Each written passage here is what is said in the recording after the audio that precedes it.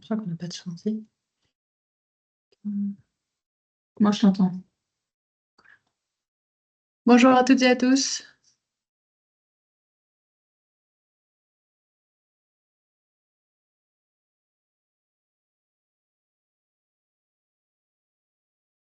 On va attendre encore quelques minutes. Il y avait une trentaine d'inscrits au webinaire.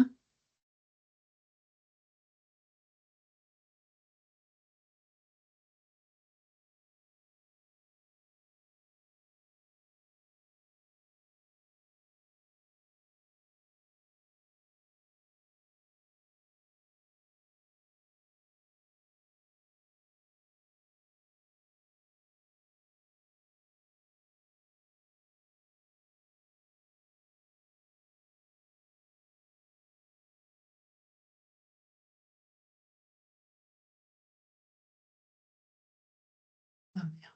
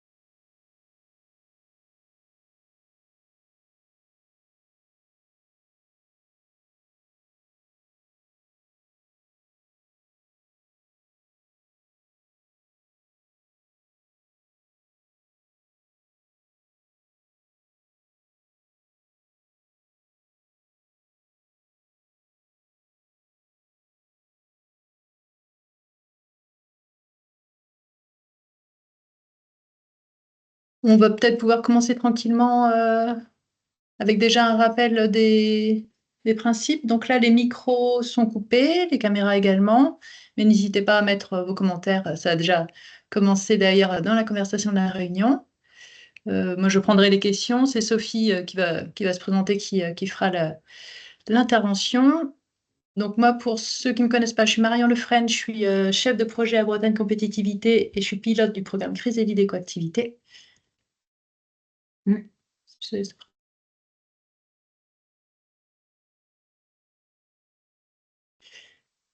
Et donc, ce webinaire est organisé dans le cadre du parcours Chrysalide Écoactivité. Donc, vous avez plusieurs webinaires, hein. Vous en avez un la semaine prochaine sur la préparation au pitch. Vous avez un atelier de préparation aussi au pitch le 24 avril en présentiel. Et ainsi de suite jusqu'au jury de sélection des lauréats. Donc, nous, on fera une présélection en interne dénommée. Et donc, jury de sélection des lauréats le 13 mai et la remise des trophées à l'Open de la transition écologique et énergétique le 5 juin à Saint-Brieuc cette année. Et on vous invite tous à y participer et à vous inscrire au rendez-vous B2B largement. Et je vais laisser la main à Sophie. Bonjour à tous, donc pour ma part, je m'appelle Sophie Paillard, je suis conseillère en affaires réglementaires chez Bretagne Compétitivité et j'interviens dans le cadre d'un programme européen que vous voyez en bas à droite qui s'appelle Enterprise Europe Network. Donc c'est un programme qui finance Bretagne Compétitivité pour intervenir sur plusieurs sujets, dont celui de l'accès au marché et du coup de la conformité produit plutôt. Et dans le cadre de la conformité produit, on a tout ce qu'on appelle le sujet des allégations, qu'elles soient environnementales, mais qu'elles peuvent être aussi nutritionnelles, de santé, tout type de communication marketing que vous allez réaliser en fait sur à la fois des supports physiques, mais aussi des supports numériques, comme par exemple toutes les communications que vous pouvez réaliser sur votre site ou sur des communications que vous allez publier sur vos réseaux sociaux. Donc on a trouvé aujourd'hui que c'était pertinent de vous parler de tout ça. On va faire ça en 3 temps. Donc le premier, ça va vraiment être un décryptage du cadre législatif européen et national pour un petit peu comprendre l'historique, les définitions. Bien évidemment, je ne vais pas vous faire un cours de droit, ça serait beaucoup trop long et pas forcément instructif pour vous. Je pense que vous voulez plutôt rentrer dans le vif du sujet. Et justement, l'idée, c'est de vous partager des ressources utiles pour qu'une fois que vous ayez bien compris tout ce contexte, tout ce qui existe autour de la communication entre guillemets responsable, eh bien, vous puissiez vous armer et ensuite prendre le taureau par les cornes et faire une communication qui justement va devenir responsable, où vous deviendrez des professionnels de la communication verte et où vous n'aurez plus rien à craindre des éventuelles conséquences sur votre activité. Je vous montrerai aussi à la fin des exemples concrets de communication qui ont été qualifiés de non conformes, tant par les tribunaux que par d'autres autorités. Et ça sera, l'idée, c'est juste de vous montrer qu'est-ce qui a pu justement ressortir de ces cas de figure. Rien n'est inventé, tout est très concret. C'est des exemples que j'ai pu trouver sur, soit dans la jurisprudence, soit sur des sites de l'autorégulation. Donc, du coup, on va commencer par le premier pilier sur le décryptage législatif du cadre européen et national. Donc, on va commencer par le cadre européen. Cette frise, elle peut faire un petit peu peur. On va bien évidemment pas rentrer dans tous les détails de tous les textes de ces différentes années-là. Je vous l'ai mis ici, surtout pour que vous preniez conscience que le sujet de la responsabilisation des pratiques commerciales et pas un sujet qui date des années 2010. C'est vraiment quelque chose qui remonte à beaucoup plus loin. On voit que ça remonte à 1975. Donc là, on était vraiment dans une situation de crise puisqu'on a eu déjà un premier choc pétrolier au début des années 70 et un second à la fin. Et puis, bien évidemment, on est bien dans un contexte de guerre du Vietnam. Donc, on est dans un contexte qui est compliqué et on voit que nos institutions européennes ont envie d'améliorer la qualité et les conditions de vie des citoyens européens en proposant une politique de protection et d'information du consommateur qui soit plus performante. Parce qu'on voit qu'il y a un tassement de la progression des revenus, une permanence du chômage et des conséquences économiques absolument énormes dues à la dépendance énergétique. Donc, dans cette mouvance-là, petit à petit, la protection du consommateur va s'améliorer et va donner lieu au cadre que l'on connaît actuellement, qui est du coup présent depuis 1984, mais qui a subi quelques modifications entre-temps. Bien évidemment, notre société n'est plus la même depuis les années 80. Et du coup, en mai 2005, on a eu ce qu'on appelle la directive sur les pratiques commerciales déloyales, qui a été complétée tout récemment par la directive de 2024, qui l'a modifiée pour intégrer justement toutes ces questions un petit peu plus environnementales, pour préciser, puisque on a constaté en Europe que depuis 2020, 2018-2020, on avait des entreprises qui surfaient vraiment sur cet élan green et qui profitaient un petit peu de la naïveté des consommateurs pour marketer leurs produits et leurs services avec des offres alléchantes qui, justement, n'étaient pas si engagées environnementalement parlant qu'elles le disaient.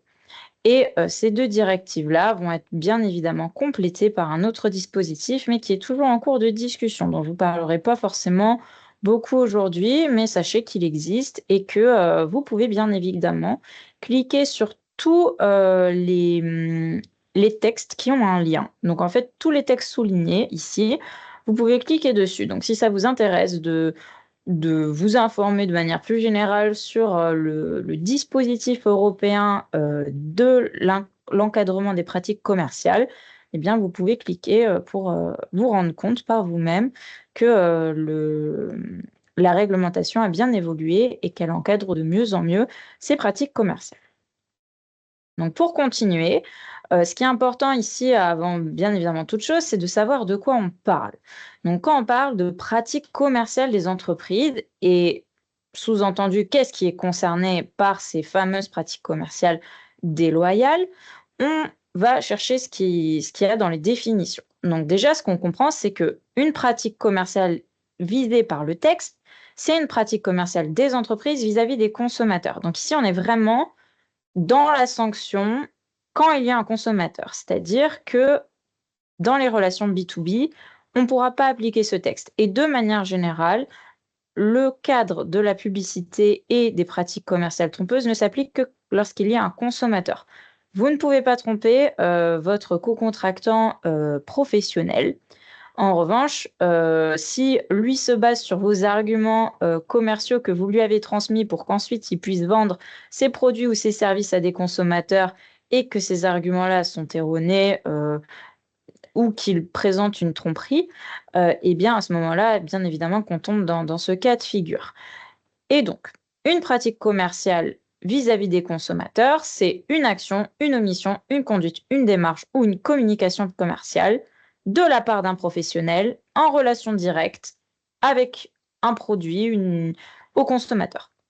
Donc ici, on est vraiment dans une relation B2C et c'est vraiment très important. Il faut qu'il y ait du consommateur. Si vous êtes, comme je vous l'ai dit, dans une relation B2B, ça ne va pas s'appliquer.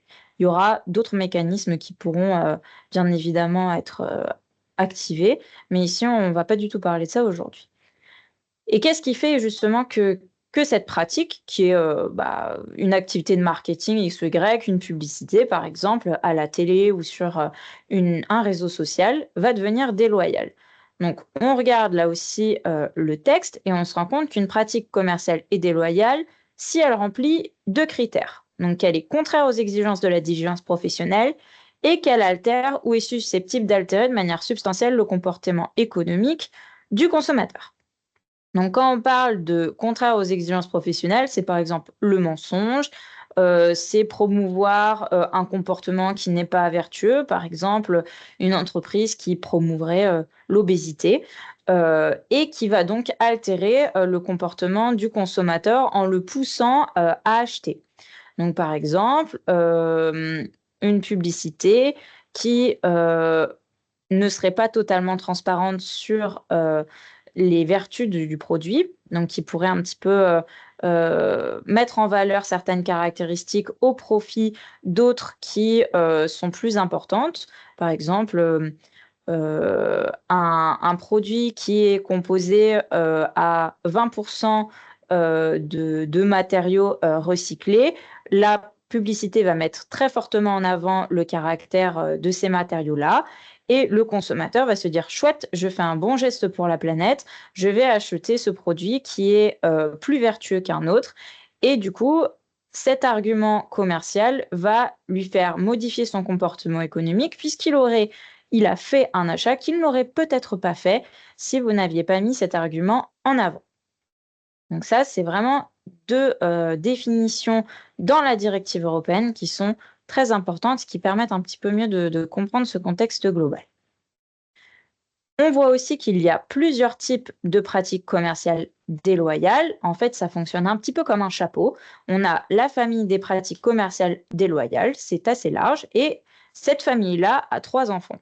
Nous avons les pratiques commerciales qui sont trompeuses, les pratiques commerciales qui sont agressives et les pratiques commerciales réputées déloyales en toutes circonstances. On appelle ça aussi la liste noire. Donc, dans les trompeuses, on va bien évidemment retrouver des informations qui sont fausses, mensongères ou des omissions. Par exemple, vous cachez bien que votre produit ou votre service va avoir X ou Y impact sur la planète ou qu'il aura certaines caractéristiques que vous préférez cacher. Et pareil, ce produit-là, avec l'allégation qui lui est associée ou ce service-là, il peut aussi induire en erreur, même si les informations, elles sont vraies.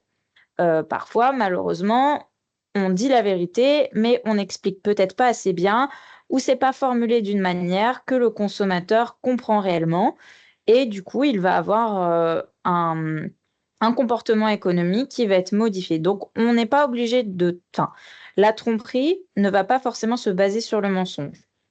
On peut dire des choses vraies, mais malheureusement, la manière dont ça va être présenté et la pertinence de l'information véhiculée peut faire en sorte que le consommateur soit également trompé.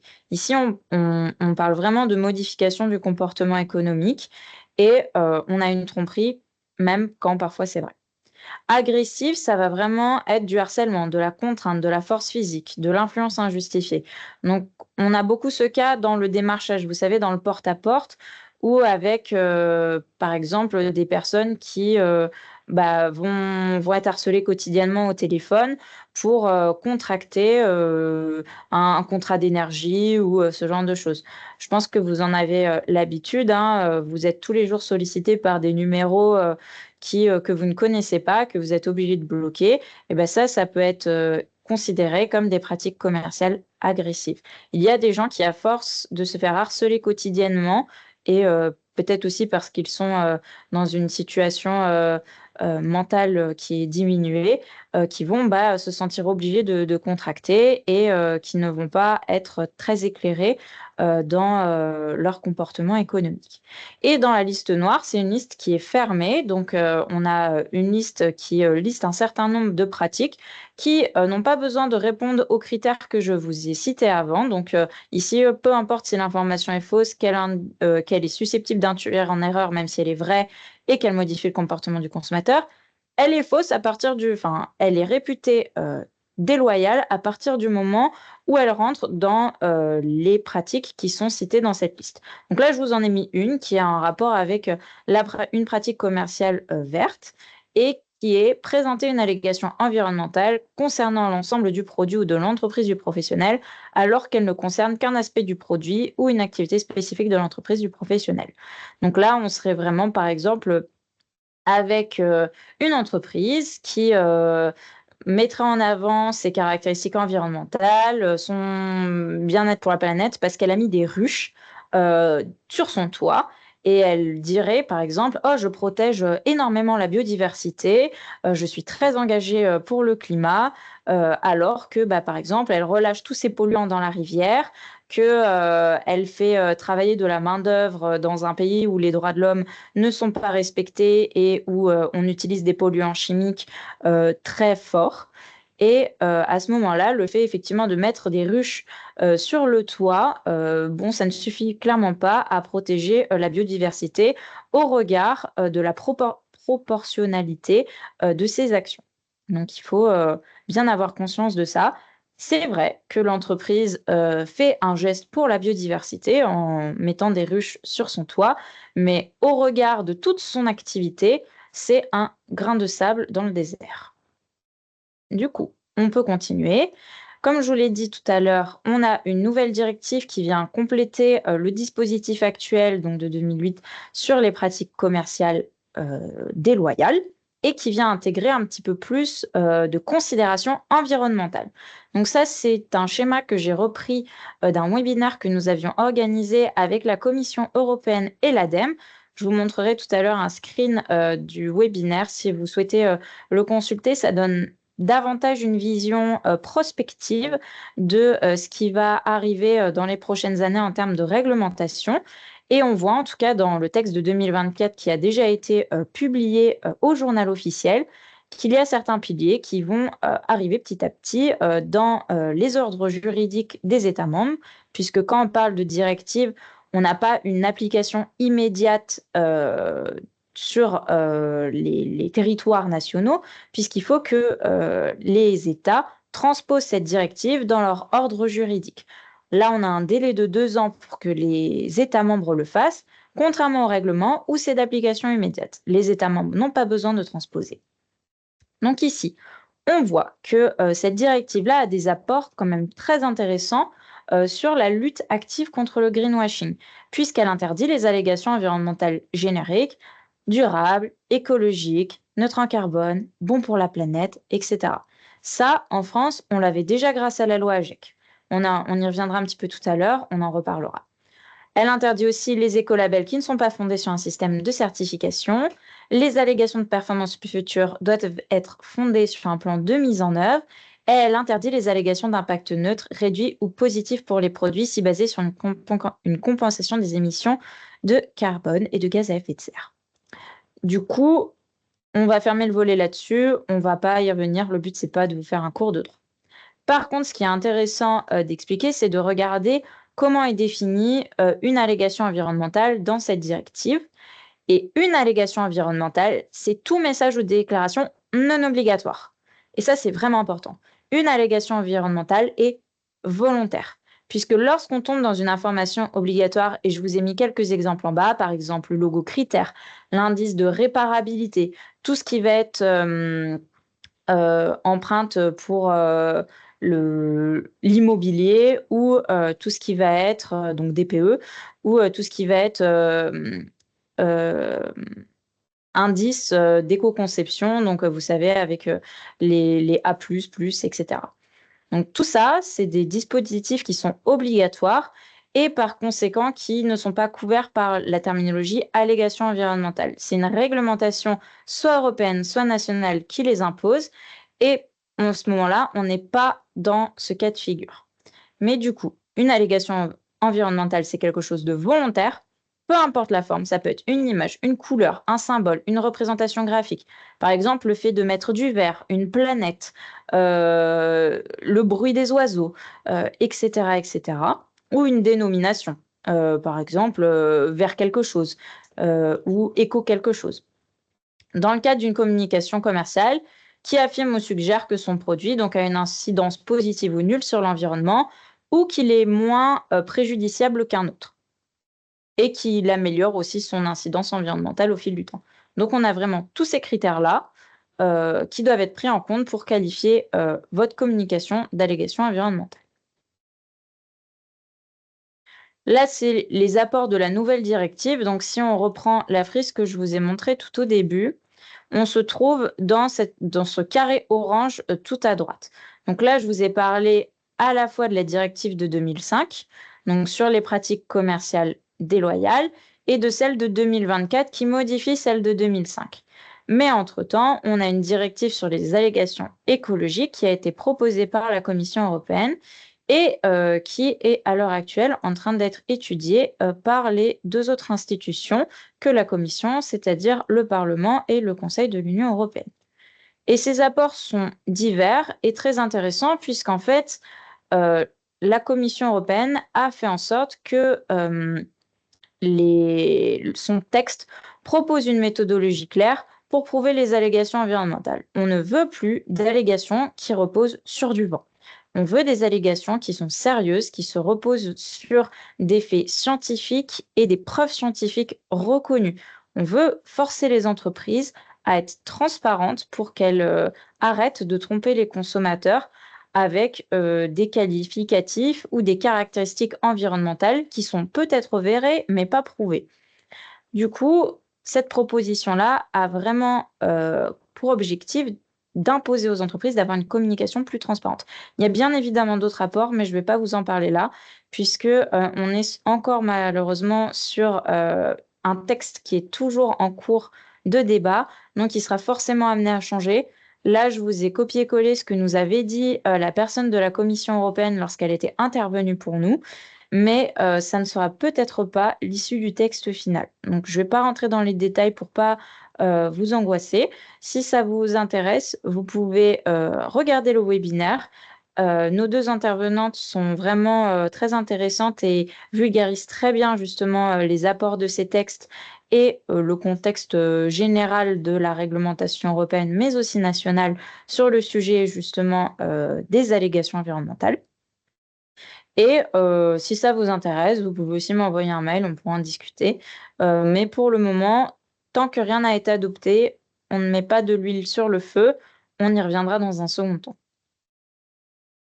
Et du coup, c'est ce que je vous ai dit. Là, ici, on voit que le Parlement européen a adopté sa position. C'est aussi le cas du Conseil de l'Union européenne. Et normalement, en début d'année, les trilogues, donc c'est les négociations interinstitutionnelles qui regroupent le Parlement européen, le Conseil de l'Union européenne et la Commission, ils doivent discuter donc sur cette proposition de directive pour se mettre d'accord sur une position commune. Mais au regard du contexte politique national, européen et international, je ne suis pas certaine que le texte soit au plus haut de l'ordre du jour. Il y a des sujets comme le commerce international ou la guerre en Ukraine qui sont beaucoup plus en avance que celui des allégations environnementales. Pour continuer donc sur ce cadre réglementaire européen et national, une fois qu'on a vu l'européen, il faut aussi descendre au niveau français. puisqu'il y a quand même des choses qui sont faites et qui sont propres à la France. Donc, comme je vous ai dit tout à l'heure, le cadre des pratiques commerciales, il est couvert par des directives. Les directives ne sont pas directement applicables dans les États membres. Il faut que ces derniers les transposent. Du coup, ils doivent adopter des mesures d'exécution qu'ils transmettent ensuite à la Commission européenne pour la notifier du fait qu'ils ont bien adopté des textes qui transposent ces exigences. Et la Commission européenne va regarder si effectivement ça transpose tout et si c'est compatible avec le droit européen. Et que les mesures d'exécution garantissent bien que ces dernières soient conformes aux objectifs de la directive, puisque la directive prévoit des obligations de résultats et les États membres doivent adopter les moyens pour répondre à ces résultats-là. Donc ici en France, tout ce qui va être fixé par ces directives sur les pratiques commerciales vont être indiqués dans le code de la consommation. Donc on a plusieurs chapitres, à la fois sur le volet réglementaire pur et sur le volet législatif. Donc ici, je vous ai mis les parties législatives, avec ici donc nos définitions des pratiques commerciales déloyales, les pratiques commerciales trompeuses et agressives. Donc vous retrouverez les définitions, la liste noire, etc. Et vous avez aussi sur le côté les sanctions. Vous pouvez cliquer sur les deux images. Il y a un lien qui renvoie directement à ces chapitres du Code de la consommation. On a aussi en France un encadrement en plusieurs étages. Donc, ce qu'il faut comprendre, c'est que d'un côté, on a le droit dit dur, qui a été adopté par le législateur, qui est à la fois dans le Code de la consommation, dans la loi AGEC, dans la loi climat et résilience, et le non-respect de ces textes-là, de droit dur, peut entraîner des poursuites et des sanctions, donc financières et pénales, donc des amendes et des peines de prison. Et on a le droit dit mou, donc on a des guides qui ont été élaborés par des institutions nationales, donc comme par exemple le guide des pratiques des allégations environnementales, que j'utilise beaucoup moi dans mon activité, puisqu'il regroupe un certain nombre d'allégations, comme par exemple biosourcées, durables, éco-conçues, etc., etc. Et on voit en des mots très simples qu'est-ce qui doit être fait pour répondre à ces allégations. Donc ça, c'est le Conseil national de la consommation qui l'a édité, mais on a aussi l'ADEME qui édite un certain nombre de guides, notamment aussi celui sur la communication responsable. Il y a aussi des fiches qui sont très intéressantes. Tout récemment, on a une fiche sur le thème biosourcé qui a été adoptée. Et là, celle qui apparaît à l'écran, c'est sur la neutralité carbone. Donc, c'est des textes qui sont pas adoptés par le législateur, mais qui servent de référence pour les services de l'État et aussi pour les entreprises. Et lorsque les services de l'État réalisent par exemple des contrôles chez vous, comme ce qui est le cas de la DGCCRF, avec les DDPP sur les départements par exemple, eh bien, ils peuvent s'appuyer sur le contenu de ces guides pour vous dire, OK, nous, on a vu ici que dans cette publicité que vous avez publiée sur votre compte LinkedIn ou sur votre compte Instagram, plutôt Instagram, parce que LinkedIn est un réseau professionnel, donc c'est un petit peu particulier. Mais pour Instagram, par exemple, lorsque vous faites une pub pour votre produit, elle va voir ici, ah bah, il utilise le mot biosourcé. Est-ce que vous répondez bien aux critères qui sont donnés dans ce guide-là? Et elle va appuyer justement sa réflexion sur ces guides non contraignants. Et puis de l'autre côté, on a l'autorégulation. Donc là, c'est les professionnels qui se rassemblent et qui vont se dire, ah ben nous, lorsqu'on veut parler d'engagement durable, donc en lien avec le développement durable, on va se donner des lignes de conduite à ne pas dépasser. Donc, par exemple, lorsque je vous ai donné tout à l'heure l'exemple d'une entreprise qui ferait la promotion de l'obésité, on a une autorégulation sur les produits de l'alimentation et il est très certainement indiqué que les professionnels de l'agroalimentaire ne doivent pas promouvoir des comportements alimentaires qui seraient nuisibles à la santé, donc qui nous inciteraient à manger énormément de sucre, alors que ça peut rendre les personnes diabétiques ou que ça peut générer beaucoup de cholestérol pour des produits plus gras ou même arriver à des cas d'obésité. Donc là, ici, on a des recommandations qui sont faites donc par l'ARPP, qui est l'autorité de l'autorégulation publicitaire, et qui peuvent conduire justement à faire cesser certaines campagnes publicitaires. L'ARPP peut envoyer des courriers aux entreprises en leur disant, ici, nous, on a vu que vous utilisez ce terme, ceci n'est pas conforme à la recommandation développement durable pour ces raisons-là. On vous demande de modifier votre publicité et parfois même, vous le verrez dans les exemples, ça peut conduire à des publications sur le site du JDC, donc qui est le jury de déontologie publicitaire, et du DP, pardon. Et on est sur un cadre de name and shame où on voit les publicités, les entreprises et où on est très clairement identifié comme contraire à la déontologie. Et pourquoi c'est important de parler de tout ça aujourd'hui? Tout simplement parce que, en fait, à faire des publicités non conformes, il y a plusieurs risques qui vont se poser à vous. Déjà, on va avoir un enjeu réputationnel. L'enjeu réputationnel ici, c'est vraiment la perte de confiance de vos clients consommateurs et même de vos clients professionnels. Puisque si vous êtes dans un scandale lié au greenwashing, les consommateurs, ils n'auront plus confiance en vous. Ils se diront, ah, cette entreprise a menti, cette entreprise a caché des éléments, ou même si vous êtes très transparent et que vous ne mentez pas, peut-être que vous n'avez pas assez donné d'éléments scientifiques qui permettent de prouver que vous êtes effectivement engagé dans une transition verte. Du coup, cet enjeu réputationnel, il est important puisque si des consommateurs se détournent de vos produits ou de vos services parce que vous n'avez pas su bien mettre en avant vos qualités vertes, eh bien, c'est votre chiffre d'affaires qui va forcément en pâtir, puisque vous aurez moins de personnes qui vont se tourner vers vous, vous allez perdre des clients potentiels également, et ça va ternir de manière plus ou moins longue votre réputation. Et ça peut même faire couler des boîtes dans certains cas. Vous avez aussi un enjeu financier. Par exemple, si vous avez indiqué des allégations environnementales sur vos packaging, le coût de refaire les packaging est énorme. Vous devez détruire les packaging restants. Parfois, vous ne pouvez pas les écouler. Il n'y a pas forcément de tolérance là-dessus. Du coup, il faut tout recommencer. Vous devez refaire votre campagne de pub. Vous devez modifier votre site. Vous devez modifier vos étiquetages. Ça peut faire beaucoup. Et tout ça, ça somme. Et vous avez aussi, bien évidemment, les enjeux devant les tribunaux, donc que ce soit des enjeux civils ou pénaux. Donc là, je vous ai fait une petite capture d'écran du Code de la consommation sur les sanctions qui peuvent s'imposer lorsque on est condamné pour pratique commerciale trompeuse. Donc pour une pratique commerciale trompeuse dite normale, entre guillemets, donc par exemple, vous trompez les consommateurs sur une publicité qui est affichée dans le métro, vous avez jusqu'à 2 ans d'emprisonnement et 300 000 € d'amende. Si elle est commise en ligne, ça monte. On passe à 5 ans et 750 000 €.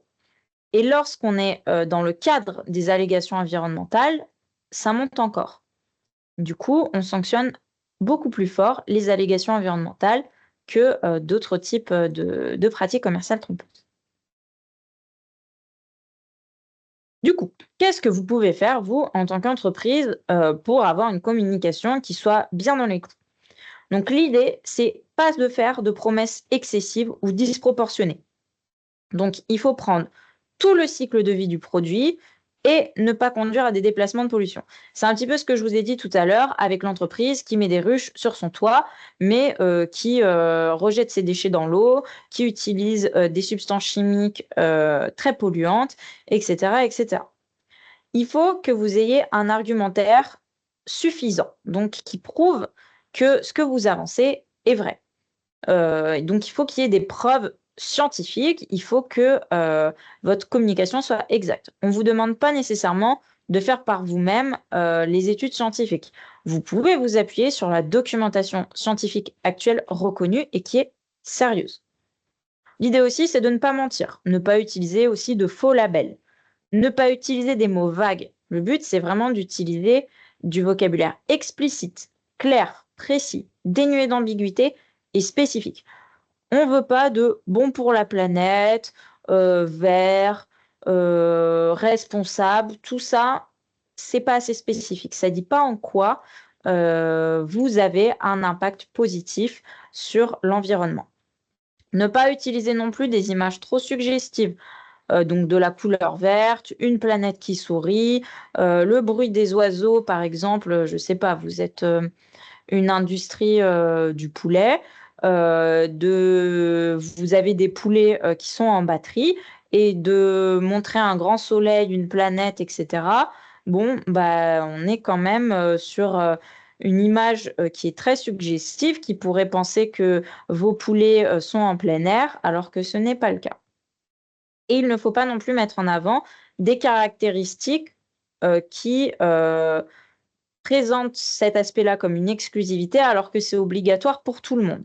Si c'est quelque chose qui est obligatoire, et vous avez eu le cas par exemple avec des entreprises de la restauration rapide qui montraient par exemple qu'elles avaient des assiettes, des contenants pour mettre les frites qui étaient réutilisables dans le restaurant. Ça, c'est obligatoire. C'est la loi AGEC qui l'impose. Donc, vous ne pouvez pas communiquer sur cet aspect qui est certes très positif, mais en fait, c'est obligatoire pour toute la restauration rapide, le fait d'avoir des contenants réutilisables.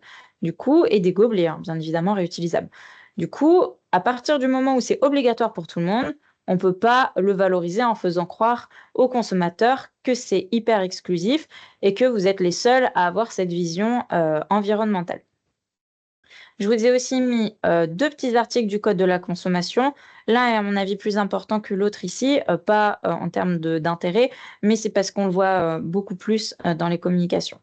Donc, il est interdit de faire figurer sur un produit ou un emballage les mentions biodégradables, respectueux de l'environnement ou toute mention équivalente. Et là, je m'arrête ici sur le PowerPoint. Je referai le partage après pour vous montrer le guide du CNC. Donc, le guide dont je vous ai parlé tout à l'heure, il est super intéressant. Il fait 72 pages, mais vraiment tout ce que vous allez trouver là-dessus, ça va beaucoup vous aider pour faire des communications qui sont plus responsables. Donc ici, il parle de l'article dont je vous ai parlé, où il est bien indiqué que les mentions biodégradables, respectueux de l'environnement ou toute autre mention équivalente sont interdites. Donc ici, juste en dessous, il nous cite d'autres exemples qui peuvent être assimilés justement à ces allégations globalisantes de respectueux de l'environnement. On a éco-responsable, bioresponsable, biocompatible, respectueux de la nature, respectueux de la planète, favorable à l'environnement, vert, ami de la nature, et j'en passe. Ça, c'est bien évidemment des listes avec des exemples non exhaustifs. Mais au moins, ça peut vous donner une idée lorsque vous faites une communication et que vous ne savez pas trop quoi mettre et que vous voulez quand même valoriser votre engagement, et vous vous dites, bon, bah, je vais mettre un bon pour l'environnement. Bah, justement, non. L'idée, c'est vraiment de rester dans une communication précise. On veut de la substance, on veut des termes précis, on ne veut pas de généralité. Et c'est pour ça que je vous invite vraiment à consulter ce guide. Il est ultra utile et ça peut vraiment vous aider à faire des communications qui sont plus justifiées, de meilleure qualité et bien évidemment qui sauront mieux informer les consommateurs qui seraient intéressés par vos produits ou vos services d'ailleurs. Du coup, pour revenir au PowerPoint, ici, regardez bien tous ces termes et lorsque vous faites une communication, pensez bien à faire tout ça. On a fini justement de se piler un petit peu réglementaire, contexte, etc. Là, je vais vous présenter des ressources qui vont vous être utiles. Et pas que le guide du CNC, il y en a plein d'autres, mais le guide du CNC est une très bonne source.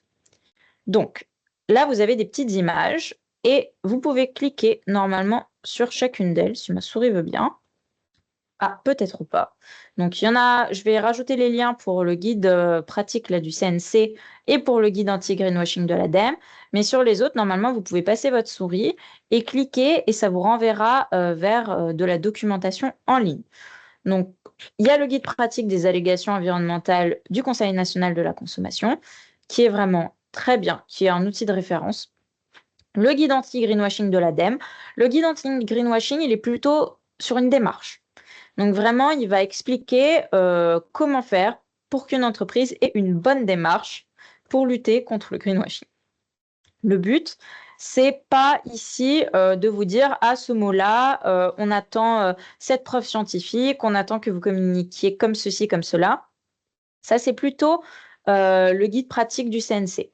Le guide anti-greenwashing, il va poser les démarches à suivre en fonction de qui vous êtes. Si vous êtes, par exemple, une agence de com ou si vous êtes vous-même l'entreprise qui communiquait et qui veut valoriser ses engagements. Et il est bien évidemment à utiliser en parallèle de l'outil en ligne anti-greenwashing. Donc, c'est des questions qu'a développé l'ADEME, c'est un petit QCM à remplir en ligne en fonction de ce que vous souhaitez faire.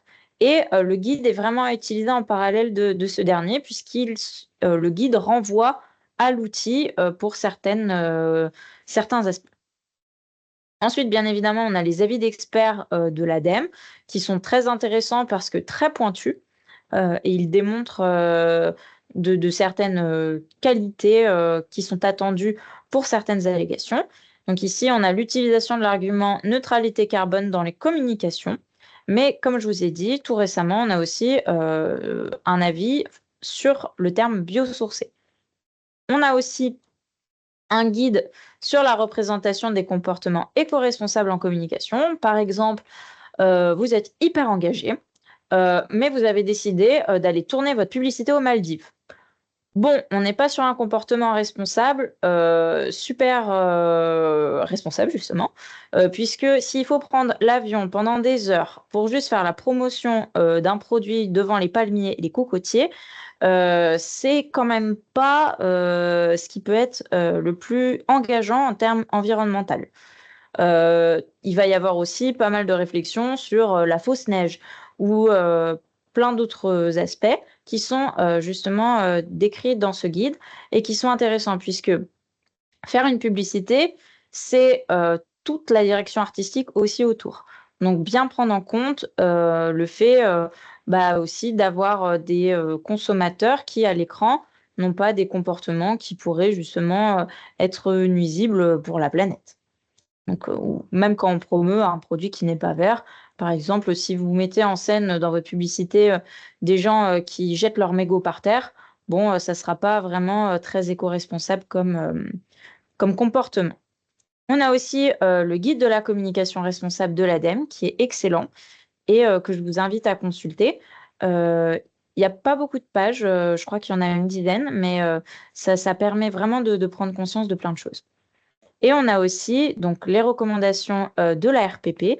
Donc là, on est plutôt sur de l'autorégulation. C'est des professionnels qui se sont mis ensemble pour dire, OK, nous, dans ce cadre-là, du développement durable, il est bien vu de faire comme ci, comme ci, comme ça. Et on s'autorégule pour justement faire en sorte que notre publicité soit plus responsable. Et on a aussi les avis du jury de la déontologie publicitaire qui sont très intéressants puisqu'en fait, il y a pas mal d'exemples dans ces derniers. Donc ça, c'est vraiment des ressources utiles que vous pourrez bien évidemment consulter une fois que vous aurez le PPT. Je rajouterai les liens vers le guide pratique des allégations environnementales et le guide anti-greenwashing. Ils ont dû se perdre quand on a fait le template. Et je vais vous donner quelques exemples concrets et qui sont réels. Je n'ai rien inventé. Ce sont des exemples qui existent et qui ont été sanctionnés ou en tout cas affichés sur différents sites et par différentes autorités. Donc, on va commencer par les exemples issus de la jurisprudence. Donc, la jurisprudence, c'est les décisions des tribunaux de justice en France. Il y en a bien évidemment au niveau européen, mais là, j'ai pris que des tribunaux français. Donc, ici, on a une publicité qui est assez vieille, qui parle du Roundup et qui donnait des avantages environnementaux à son produit. Et du coup, ici, les différentes cours qui ont traité le sujet, donc la Cour d'appel et la Cour de cassation, la Cour de cassation a donné raison à la Cour d'appel qui avait sanctionné cette publicité sur le fait qu'il y avait des éléments trompeurs, notamment la position d'un logo avec un oiseau. Comme je vous ai dit tout à l'heure, le bruit des oiseaux, ça peut donner des éléments environnementaux de manière un petit peu détournés, hein. C'est pas des mots, hein, mais le fait aussi de faire des références à la nature et au bruit des oiseaux, alors qu'on est sur un désherbant, c'est pas forcément ce qu'il y a de plus approprié. Et du coup, les mentions respect de l'environnement, propre, biodégradable et efficacité et sécurité pour l'environnement étaient aussi considérées comme trompeurs. C'est bien évidemment pas le seul produit qui a fait l'objet d'un procès. Ici, en fait, on a une voiture qui qualifiait cette voiture donc d'objet vert non identifié parce que ici, le carburant utilisé était soi-disant plus écologique. Donc ici, non, la notion plus écologique n'est pas suffisamment rattachée au fonctionnement avec du superéthanol E85. Pour la Cour, en fait, il y avait une imprudence manifeste en soutenant que le taux de CO2 dégagé par le véhicule était limité de 35 à 50 grammes et en rajoutant en bas de page par des caractères tout petits, que ces chiffres correspondaient en fait aux émissions de 15% d'essence contenues dans le E85.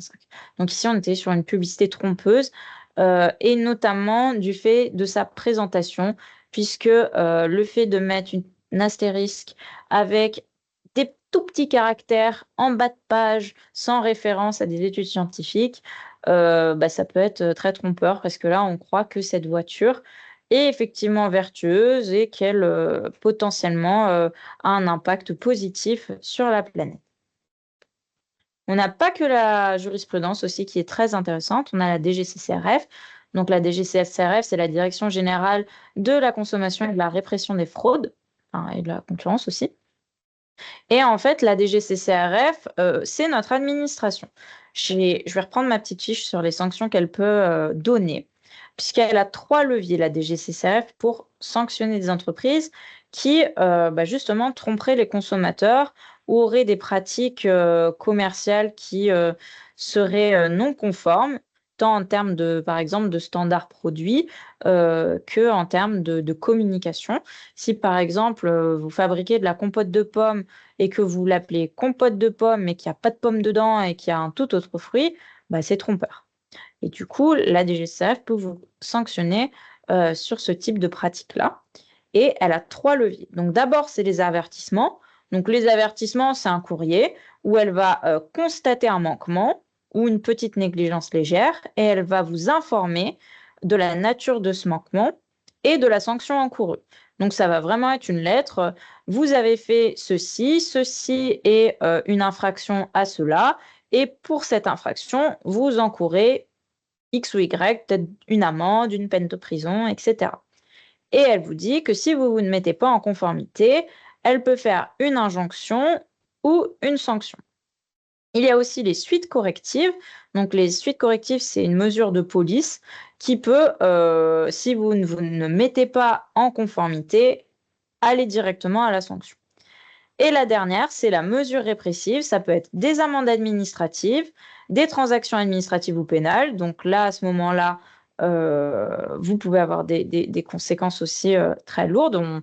On va dire, vous allez devoir négocier, enfin, il va y avoir un peu une négociation avec la DGCCRF de payer une amende au titre, soit au titre administratif, soit au titre pénal. Il y a aussi un procès verbal pénal qui peut être établi. Et à ce moment-là, celui-ci est transmis au parquet en vue de demander au juge pénal le prononcé d'une amende ou d'une peine d'emprisonnement. Et il peut aussi y avoir une assignation devant le juge civil. Et tout ça, les injonctions et les sanctions, elles peuvent être accompagnées d'une publicité. Qu'est-ce que ça veut dire la publicité? Ça veut dire que sur le site de la DGCCRF, il va y avoir ce qui s'affiche à l'écran. Donc, c'est-à-dire la société SS Julien. Donc là, on a la société qui est nommée très directement, enjointe de cesser les pratiques commerciales trompeuses constatées sur ces sites internet. Et elle liste les raisons pour lesquelles la pratique commerciale est trompeuse. Et c'est ce qu'on appelle du name and shame. Donc, c'est-à-dire que la société X ou Y a fait ceci, ceci est une pratique commerciale trompeuse. Il liste exactement pour les raisons pour lesquelles c'est trompeur. Et le but, c'est de faire honte, entre guillemets, à l'entreprise et de montrer aussi aux consommateurs que cette entreprise n'est pas conforme pour pousser l'entreprise à re-rentrer dans les clous. Très honnêtement, ça peut faire couler votre entreprise. Je n'ai pas trouvé la SAS Julien sur Internet suite à ça. Je ne sais pas si l'entreprise a fermé boutique, mais en tout cas, c'est très dissuasif parce que, en plus du fait que ce message apparaît sur le site de la DGCCRF, il doit aussi apparaître sur le site de l'entreprise. Ça veut dire que, en gros, en bandeau sur votre site, le fait que vous ayez fait l'objet d'une injonction doit être affiché ou que vous ayez fait l'objet d'une sanction. Donc, pour votre image de marque, c'est vraiment, ça a des conséquences, c'est un ravage. Et je vous ai mis aussi deux petits screens sur le côté. Donc, lors de l'époque, entre guillemets, 2020-2021, la DGCCRF a fait pas mal de contrôles sur le fait que des entreprises utilisent des allégations environnementales et soient potentiellement responsables de greenwashing. Et ça a donné lieu à 141 avertissements, 114 injonctions, donc potentiellement avec du name and shame, et 18 procès-verbaux. Ça veut dire, sur ces 18 procès-verbaux, qu'il y a 18 entreprises qui vont passer devant le juge pénal et qui ont soit une amende, soit une peine de prison, voire même les deux. Et ça peut chiffrer très très fort. Alors sur le volet purement publicité et pratique commerciale trompeuse, j'en ai écrit plusieurs sur mes petites notes. Ça peut aller de 300 000 euros d'amende, 100 000 euros d'amende. Pour les transactions pénales, j'ai trouvé 60 000 euros et pour une autre, 10 000 euros. Donc c'est vraiment des sommes qui sont très élevées. Pour une petite PME ou pour un début d'activité, ça peut faire couler votre boîte de faire des pratiques commerciales qui sont trompeuses. Donc c'est pour ça qu'aujourd'hui, c'est important qu'on en parle pour que vous utilisiez tous les outils qui sont à votre disposition, que vous sollicitez aussi des consultants en communication et parfois ne pas faire tout seul ou même que vous nous sollicitiez. Nous, on peut vous envoyer de la documentation ou vous challenger potentiellement si vous utilisez le mot durable dans vos communications. Le mot durable, ça a deux sens. Il y a le sens au regard du développement durable, mais vous, lorsque vous voulez mettre en valeur le caractère durable parce que votre produit dure dans le temps, c'est pas le mot durable que vous voulez utiliser, c'est le mot durabilité. Votre produit a une longue espérance de vie. Et c'est deux choses très différentes. Et c'est pour ça qu'il faut comprendre aussi que les mots ont un sens et que chaque mot veut dire quelque chose, chaque mot est associé à un bénéfice. Et que derrière, bien évidemment, on attend de vous que vous prouviez que votre produit, il a effectivement un allongement de vie plus important, que votre produit respecte les piliers du développement durable, etc., etc. Et sachez aussi que la DGCCRF, elle continue à faire des contrôles. Là, je suis allée regarder le bilan d'activité 2024 de la DGCCRF. Ils ont fait une campagne contre le greenwashing sur des produits non alimentaires et labels alimentaires. Il y a eu 1760 opérateurs de contrôlés. Et sachez que sur ces opérateurs-là, il y en avait un tiers qui posait problème. Ça veut dire qu'il y a 590 entreprises qui n'étaient pas conformes. Donc, ça va continuer. La DGCCRF va continuer ses contrôles. Depuis 2020, la DGCCRF est engagée sur ces sujets-là, puisque là, vous voyez, j'avais fait un screen sur justement cette campagne de 2020 et il y avait marqué sur les 1100 établissements contrôlés. Donc, on est vraiment dans une démarche de réduire au maximum le greenwashing de la part des entreprises. Le but, c'est vraiment de réduire les anomalies, d'arrêter d'avoir des allégations globalisantes, pas justifiées, imprécises, ambiguës, ou même qui seraient contre la réglementation, comme je vous l'ai dit, par exemple, en disant bon pour la planète, respectueux de l'environnement, etc. Donc ici, c'était la DGCCRF.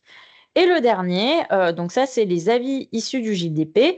Il n'y a pas de sanctions judiciaires derrière ça. C'est vraiment un jury de la déontologie qui va montrer justement les publicités de certaines marques ou de certaines entreprises qui posent problème justement par rapport aux allégations environnementales et au principe de l'autorégulation développement durable qui a été adopté par la RPP. Donc ici, on a Métro qui avait mis hashtag durable sur ses camions en disant que Métro s'engageait. Pourquoi ça pose problème ici? Bah, en fait, le visuel, il porte à confusion, puisque ici, on comprend pas à quoi ce rapport durable. Est-ce que c'est par rapport aux tomates? Est-ce que c'est par rapport à l'activité en général de métro? Est-ce que c'est par rapport au véhicule? Peut-être que ce véhicule utilise un carburant qui est mieux qu'un autre, ou il est peut-être semi-électrique. On ne sait pas. Ici, on ne sait pas du tout à quoi durable se rapporte, et c'est ça le problème. Puisqu'on ne sait pas, on manque de précision, et le terme durable n'est pas du tout relativisé. Peut-être que, bah, effectivement, c'est les tomates qui sont durables, mais on a besoin de le savoir. Et le fait aussi d'utiliser le mot durable, et c'est ce que je vous ai dit juste avant, il faut le justifier. Et le sens de durable, ici, il a plutôt un sens au titre du développement durable, et du coup, ça va demander d'apporter certaines précisions euh, pour justifier justement ce caractère-là. On pourra revenir en regardant dans le guide du CNC, mais il y a des aspects qui sont précisés justement sur qu'est-ce qui est attendu de la part des entreprises pour prouver que le caractère est bien durable. Là, ici, je l'ai bien aimé celle-là parce que on voit qu'on a une publicité qui ne cherche pas à faire du greenwashing parce qu'on a des éléments qui permettent de prouver. Ici, donc, on a Sucre Réunion qui est la filière de la canne à sucre à La Réunion qui cherche à faire de la pédagogie autour de la canne à sucre et qui explique de manière synthétique, mais prouvée, hein, bien évidemment, scientifiquement, que la canne à sucre a des effets contre le dérèglement climatique, notamment grâce à ses racines. Et en fait, ici, on voit que l'annonceur, il décrit que la culture de la canne à sucre, ça peut être une réponse à certains effets négatifs. Donc ici, on a vraiment cette relativisation, on a cette prise de hauteur par rapport justement au dérèglement climatique. Ça décrit la culture comme étant compatible avec bah, l'environnement. Et on a une documentation scientifique nourrie et reconnue qui vient vraiment à l'appui de cette démonstration-là. Et quel problème du coup? Parce qu'ils font les choses bien dans ce cas-là. Mais en fait, le problème, c'est que la documentation scientifique, on la voit pas. En fait, elle est là, elle est sur le site de Sucre Réunion, mais il n'y a pas de référence, il n'y a pas de QR code, il n'y a pas. Pour en savoir plus, vous pouvez consulter notre documentation scientifique ici ou là. Et en fait, c'est ça qui manque. Ici, tout est OK. On peut communiquer sur les bienfaits de la canne à sucre par rapport enfin, de la culture de la canne à sucre par rapport au dérèglement climatique, parce que on a les éléments qui nous permettent de le justifier. Mais par contre, il faut le voir. Il faut qu'il y ait un lien vers bah, potentiellement la documentation, un QR code, une mention. Enfin, il faut que quelque chose apparaisse pour montrer qu'effectivement, l'entreprise a de quoi prouver ce qu'elle avance. Et ici, c'est le petit dernier. Donc ici, on parle de lentilles jetables qui seraient bonnes pour la planète. Parce que chaque jour, faites un geste pour la planète, utilisez des lentilles jetables journalières. Donc ici, la formule, elle est globalisante, hein. L'usager de lentilles jetables, il peut croire qu'il agit pour la planète en utilisant des lentilles qu'on jette à la poubelle tous les jours. Il manque des informations, même si en fait, derrière le panneau, il y avait des infos sur les matériaux d'emballage qui sont utilisés et qui effectivement peuvent s'apparenter à de l'éco-conception, par exemple. Et pareil, il n'y a pas de relativisation de l'information. Ici, effectivement, la publicité ne tient pas compte de l'impact journalier et jetable de la lentille. Euh, Ici, on est vraiment sur une publicité qui ne répond pas à ces critères-là. Et bien évidemment, il n'y a pas de renvoi hein, par rapport à la documentation qui pourrait prouver effectivement que utiliser ces lentilles-là serait un geste pour la planète qui pourrait effectivement être prouvé dans le rapport annuel d'activité de l'annonceur. Voilà, donc ça finit la présentation. Si vous avez des questions dans le chat, n'hésitez pas. Je ne valide aucune communication. Moi, mon but, c'est pas de valider à votre place, c'est de challenger si besoin, de vous donner les références sur lesquelles vous pouvez vous appuyer, mais je ne valide aucunement vos campagnes de publicité. Mais par contre, je peux vous aider à identifier les sources, les documents qui vous aideront à faire en sorte que votre communication soit plus responsable et plus alignée sur nos objectifs de développement durable.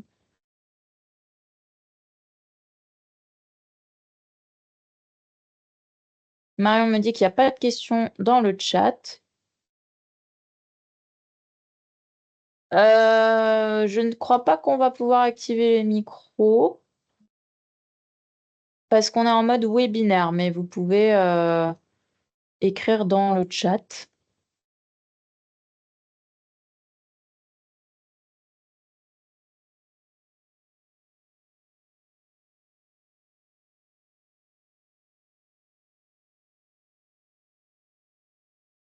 Bon, dans tous les cas, si vous avez des questions et que vous ne voulez pas en parler par message, ce que je comprendrai parfaitement, vous pouvez m'écrire à mon adresse mail qui s'affiche ici.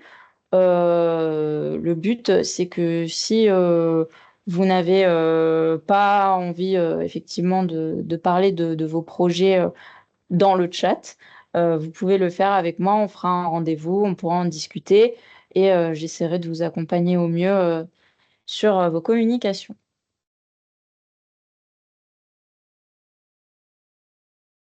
Et du coup, je pense qu'on va clôturer le webinaire. Je vous souhaite à tous une très bonne journée. Et puis, j'espère vous voir nombreux à l'Open et bien évidemment pour nos candidats Chrysalides aux sessions de pitch. Il y a des questions qui arrivent, mais Ah, il y a des questions qui arrivent. ils existent des organismes privés pour challenger et vérifier nos allégations. Il y en a très certainement, mais je ne les connais pas.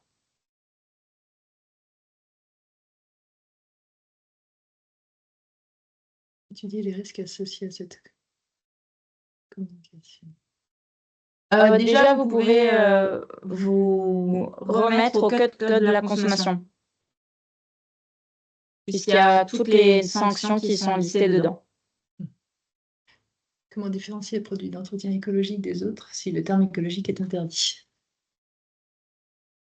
Il y a par exemple l'écolabel qui peut être affiché sur certains produits d'entretien. Et puis après, il y a des communications qui sont très encadrées pour les produits qui auraient des produits lavants, etc.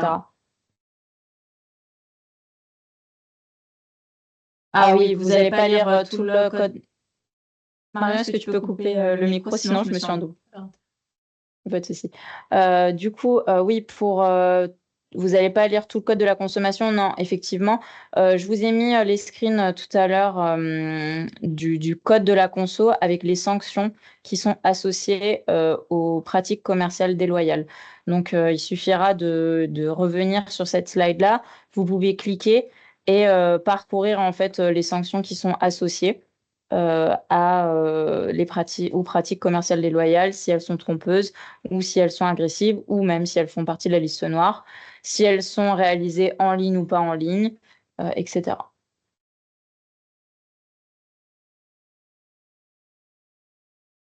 Pour tout ce qui est statut de SAS, non, je ne fais pas de droit des sociétés.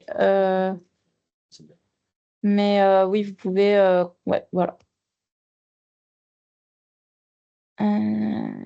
Ici.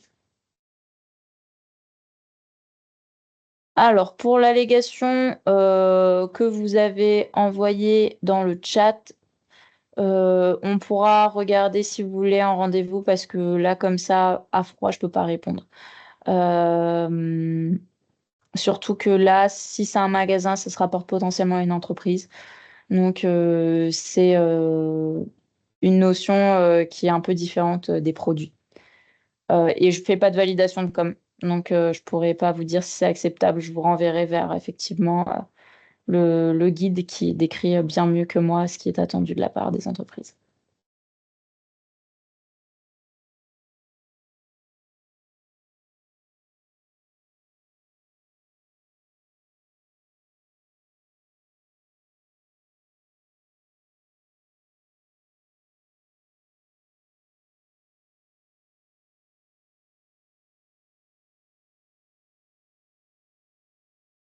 Vous pouvez m'écrire par mail. Le mail, il s'affiche à l'écran.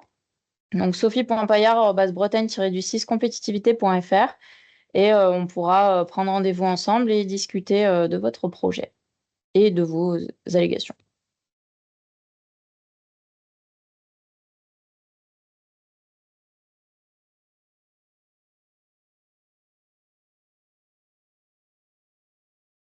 Là, je crois qu'il n'y a plus de questions là. Du coup, Marion, si tu veux rallumer ton micro.